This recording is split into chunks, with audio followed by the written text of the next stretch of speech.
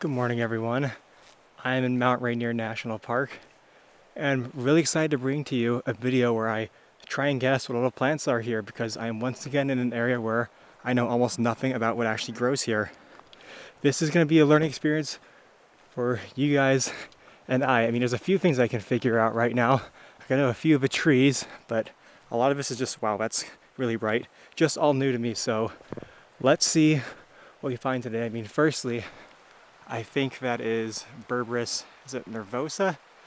That's the other species of Berberis you find growing in the Pacific Northwest, the other one being Berberis aquifolium. I really hope I got that name right, but yeah, I immediately could tell it was a Berberis when I saw it, so some things like that I'm going to be knowing pretty well. It's also going to be really fun constantly adjusting the ISO here as I go in and out of open enclosed forest. But man, it is just so beautiful here in a way that's really hard to describe. I've never gotten to hike in the Pacific Northwest like this before. I'm so excited. And I promise you the next videos, like each video after this, I'll know more than the last. So if this one is at least okay, I promise you the next ones will be better. Like look at these things. I have no clue what this plant species is. I'm sure I'll be able to figure it out pretty quickly later, but there's, like I've said this before, there's only so much preparation you can do on trips like this. At some point you just got to throw yourself in and realize you're going to be wrong. But here's another one I actually did learn about before coming here. This plant is Oplopanax horridus. It's sometimes called Devil's Club or something, and if you look at the stem you can get an idea of why it's called that. It is a very thorny, prickly, spiny, whatever you want to call it, plant with some very big leaves. You don't want to touch the underside of the leaves, but I think the tops are not prickly, but there are some prickles on the underside. And it is a member of Araliaceae, which is a mostly tropical group, but you get a few temperate species, especially more in areas like, the eastern North America or China, where it's definitely summer wet and winter dry. But this species definitely handles the cooler, wetter winters, or should I say cool summers and very wet winters quite well. A member of Araliaceae, as I said. Very, in some ways, similar to Apiaceae. But man, again, it's just so beautiful here and so green. I wish Utah got like this sometimes. Oh damn.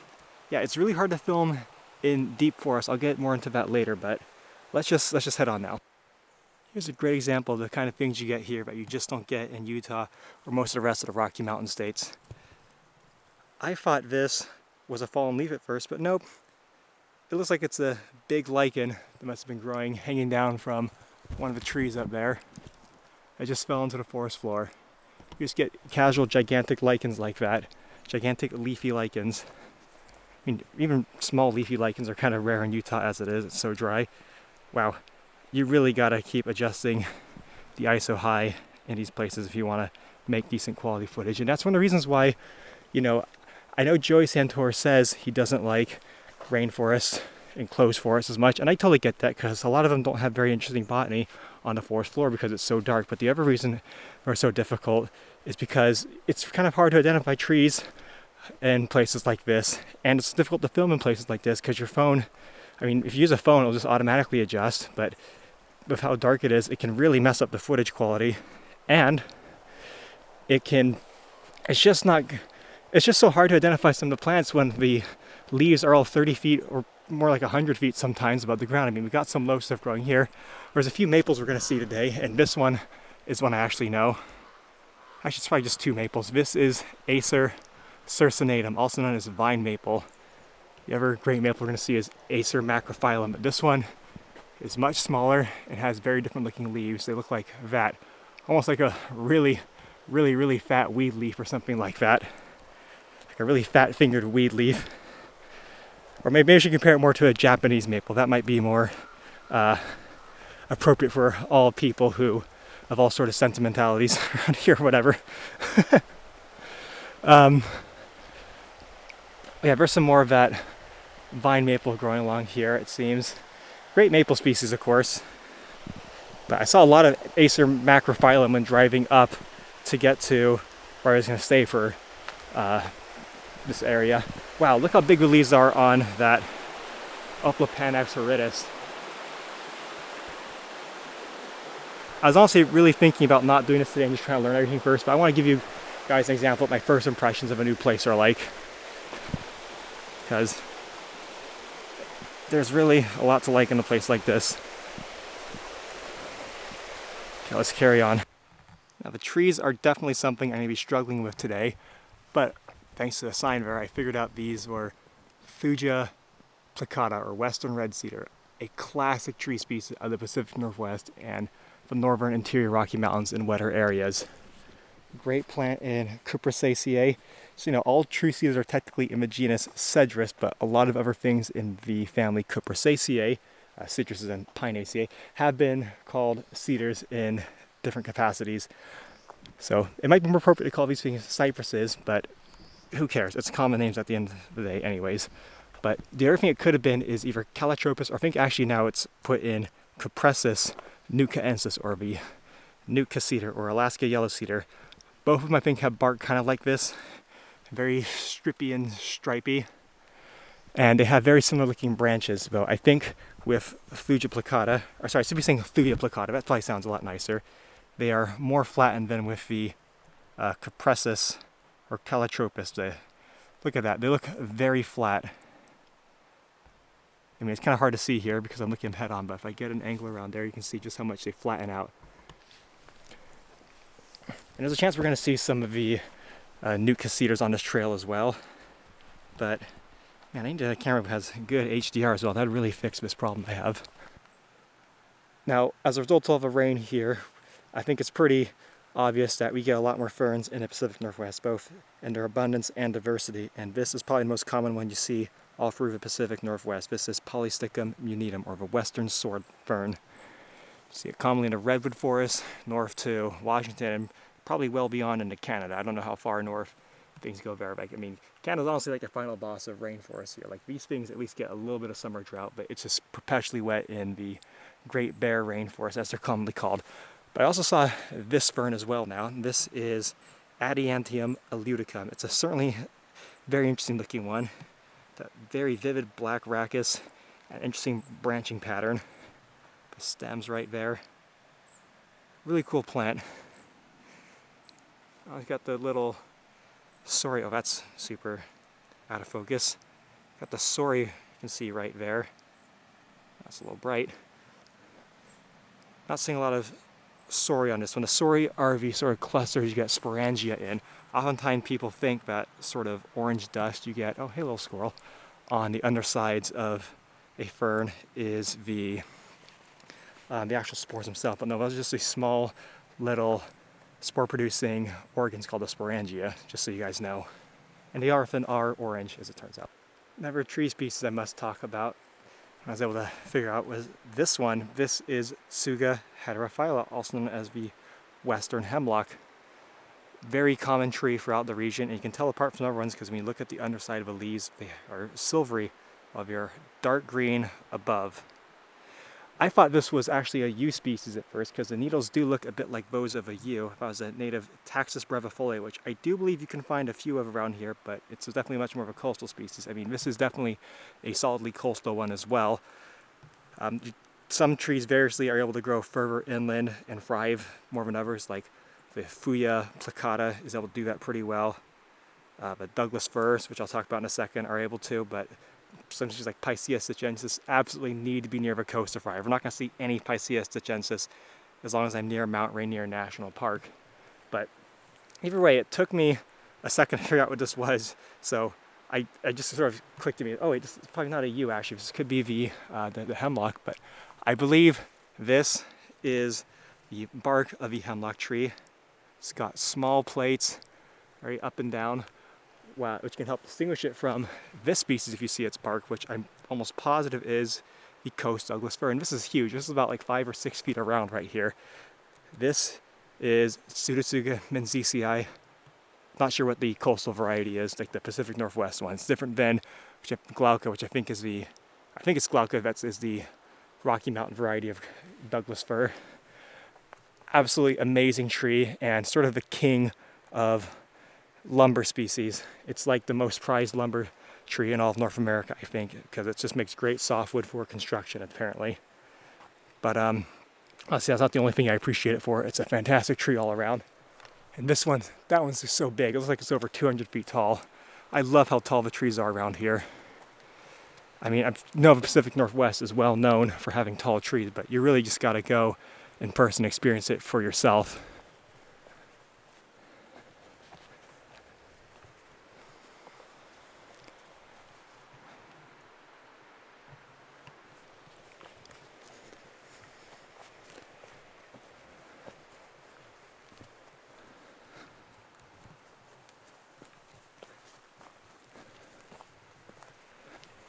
But yeah, the bark of the trees is one thing you should really get a feel for to try and identify, because there's definitely more conifer and overall tree diversity here than there is in the Rocky Mountain states. Not quite as much as in the eastern states, but it's definitely a lot higher. Man, I really wish I knew what this plant was. It's so common, but I have nothing to go off of aside from leaf shape, which is not very useful for the Washington State Wildflower app that I have. Just so you guys know, that's one of the best tools you can find if you want to get into botany. I mean, things like Seek, but just identify stuff for you are great, but you need an internet connection to use that. iNaturalist is great, but it doesn't give you immediate feedback. And also, Seek can be really hit or miss sometimes. I'm pretty sure I'd get these if I had an internet signal pretty quickly. But one thing I like to use is each state has their own wildflower app. There's actually, I'm sure, quite a few for each state. At least in the western ones, though, there's this one group that does a very comprehensive job. Wow, almost walked right into that spider web. I mean, it's right in the middle of the trail, so I shouldn't feel that bad about wrecking it. Wow, somehow I just walked right by that. Interesting. But each state has a state wildflower app. I'll try and show you what they look like. They don't all exactly have the same name, but there's a certain look each of the ones that I like to use have. So they're kind of put on by the same people, I think. And they are very useful. Some of them don't include the rare species in each state. I think that seems to be the norm, actually, though the Washington State one, and I think the Oregon one does, which is very nice. So, and I don't blame them for not trying. I don't blame them for trying to hide all the rare species in each state because of how big a problem poaching is. Like the Utah Wildflower app was, and it says wildflower, but it really applies to pretty much all native plants in the region. Something making these leaves sick. Interesting. I doubt there's any drought stress going on considering how green everything looks right now, but you know, in a place like this, maybe the difference between 1 inch of rainfall in July versus 2 inches could be pretty big. But okay, I keep changing the damn shutter speed. Anyways, I'll just try and show you how to get to these wildflower apps I'm talking about. But the Utah one, for instance, was no help in trying to find the rare cacti I was looking for, like the Pedocactus Pedocactus hispanii and Sclerocactus rhytii. I had to just use a lot of intuition and research to try and figure out where those were. Well, there are some websites that actually can help you with those. But yeah, they're a great way to get started learning more about plants in the region. You have all sorts of filters you can use, like flower color, flower number of petals, leaf shape, leaf arrangement. But yeah. One notable thing about the Pacific Northwest is that the family Ericaceae is much more diverse. This is definitely a member of Ericaceae, though I can't tell what it is because it's got those ursinate flowers there, sort of urn-shaped. The petals get narrow towards the mouth. Are those fruit, actually? I think those are flowers, but either way, it looks very much like something in Ericaceae, though I still have no clue what it is. I did find out what all these lichens on the ground, these super leafy ones, are, though. According to the app I was talking about, this is Lobaria oregana. Getting rid of the common name, but it does indeed grow in a canopy and frequently falls to the forest floor. Stuff. No idea what this ground cover is either. I'll try and figure that out. Again, I might sound like I know a lot, but I'm really being selective about what I talk about here as I slowly learn more and more. This thing, by the way, I'm pretty sure I figured it out. It looks like, according to my app, I just did a scroll down until I found something that looked like it, is Achlys triphylla, which is a member of Berberis, which I actually maybe suspected a bit. I thought when I first saw this it was a relative of mayapple, a species that grows in the eastern United States that I have zero familiarity with, aside from knowing what it looks like and hearing about it before, and knowing that it's in Berberis. But it's one of those plants that grows in the forest floor as like one of those spring perennials, I think. Maybe it's an annual, I don't know for sure, but what it does is it grows right after the snow melts, but before the trees leaf out. Back when the eastern forests, we're in the eastern forests, are more like, almost like a big meadow with trees that haven't leafed out yet. So they take advantage of the abundant sunlight that exists for a brief period of the year and then go dormant after the trees leaf out. And it makes a big fruit that I don't know if it actually tastes like or even looks like an apple, but I guess that's why it's called May apple, because it produces a big fruit in May. But yeah. Okay, this is another thing that totally stumped me for a second, but I think I figured out that it is Lysichiton americanus, or ever remembered. I knew about the plant before. It's also known as western skunk cabbage. Very, very common in the Pacific Northwest. It grows in wet areas, just like the eastern species of skunk cabbage, which are in a different species. It is either way a member of Aeraceae, a family that is mostly tropical and one I don't think I've actually talked about before. Named for the genus Arum, which actually is probably one of the few that, just like this, that doesn't occur in a tropical area. That one grows commonly in Mediterranean portions of Europe. So I guess, if in terms of winter temperatures, that's pretty darn warm. And this plant clearly likes areas that don't get too cold in winter, because that's like the whole Pacific Northwest. This grows more in lowland areas that are, as I said before, wet. And I'm just surprised at how big the leaves are. That's what really threw me off. It really does look like a tropical plant, but it's just some casual, temperate thing, just looking like a tropical plant, which is really cool. A nice little river here. Wow, I didn't realize how beautiful that water was until I turned my camera down. That's so clear, and I love how it's got that touch of green to it. A pretty waterfall as well. But what this clip was originally supposed to be about was this tree, which I think is actually Acer glabrum, the Rocky Mountain maple, which I'm kind of surprised I saw this, and I'm talking about it before I talk about Acer macrophyllum, the big leaf maple, because that one's just so much more unique and important and interesting, I feel like, than the Acer glabrum, at least if you're in the Pacific Northwest. But you can indeed find Rocky Mountain maple out here.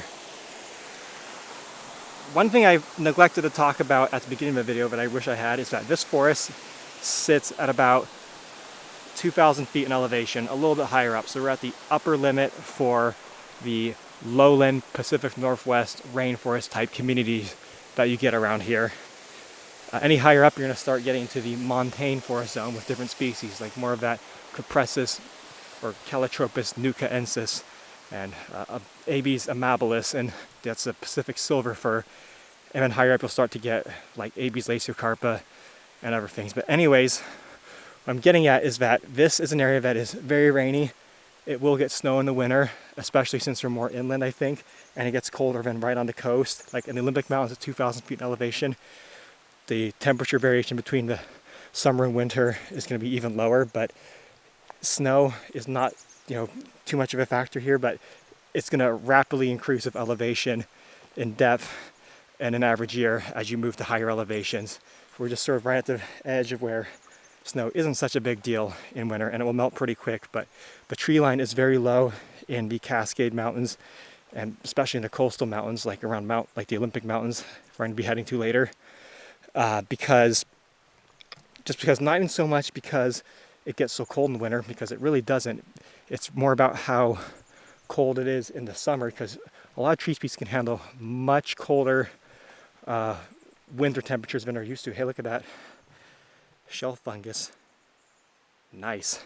But either way, a lot of tree species can handle much colder winter temperatures than they need to, but they need warmth in summer over a certain period of length to actually grow properly. And once you get a certain altitude here, even without that factor, it's just so much snow in the year that it only melts until you get like July. Not enough time for trees to get proper growth in. Well, that's kind of bright.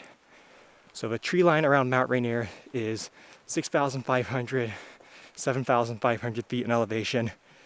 with permanent snow outside of rocky areas starting not much higher up in altitude, though you can find isolated plants up to I think 11,000 feet and growing in exposed rocky areas where snow can't pile up. Not that we're going to be seeing any of that on this trip, maybe one day. As this fallen branch indicate, there are some true fir species growing here, members of the genus Abies, but I don't know for sure what species they are. Could be grand fir maybe, Abies grandis, I don't know. I will try and figure it out later. But look at that gigantic Lobaria oregana just coating a branch. That is cool.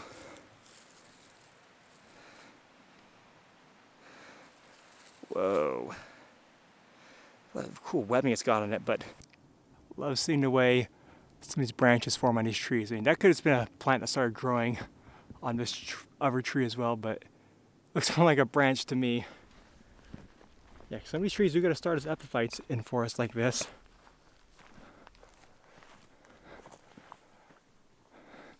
I don't know, honestly, but I'm going to turn back around at this point. In about over 3 miles, I've ascended under 300 feet. So in terms of elevation, the plant community hasn't changed much. I'll probably hit a few things on the way back though that I was meaning to talk about. This is a little interesting to me. Right beneath this Oplopanax horridus, there's like this pit where I'm sure water flows down, because you can see there's a waterway right there. It's flow down into here, but there's no apparent outlet, so it must just flow into the ground and continue on there to the creek, whose name I can't remember exactly what it's called. It's like Ohanapecosh or something like that. I found something that I'm actually familiar with, like it occurs in the Wasatch Mountains where I usually make my videos. This is Achlys rubra, also known as baneberry, a member of Ranunculaceae. Beautiful, inviting red fruits that are unfortunately toxic to humans, at least, not to birds, which I believe are its seed dispersers. Maybe some mammals can eat it too, but Ranunculaceae in general are a pretty toxic plant family, all things considered, so that's a tragedy. They probably don't taste very good anyways, though, to be honest. We have another species I'm familiar with from my experiences in the Wasatch. This is Caminarion angustifolium, also known as Epilobium angustifolium. That's sort of the old scientific name for it, but now it's been moved to Caminarion. Also known as fireweed. It's growing considerably lower in elevation. You'd ever see it growing in the Rocky Mountain states, just because there's an adequate precipitation and the temperatures are right at lower elevations here than they would be in the western interior states. Some of the dead things growing in this forest are just insane. That's a dead Thuja plicata. It's so tall. I'll show you from the other side. That's just Thuja heterophylla getting a foothold in it. They like to grow in nurse logs and sometimes standing dead wood like this, but look at how high that goes.